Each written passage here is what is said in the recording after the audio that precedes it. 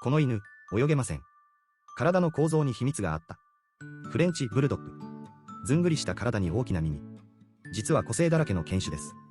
魅力の3選。1つ目、泳げない体型。頭が重くて胴が短いため、水に入ると前のめりに沈んでしまいます。プールや海には要注意です。2つ目、いびきコメディアン。鼻が潰れた担当種のため、いびきが爆音レベル。寝ている姿が面白すぎると飼い主に大好評です。3つ目、コウモリ耳。大きくて丸い立ち耳は、ブルドッグ系の中でフレンチブルドッグだけの特徴。この耳が可愛らしさの最大の秘密です。泳げなくてもいびきでも、フレブルの魅力は止まらない。フォローして、次の犬種もチェックしてね。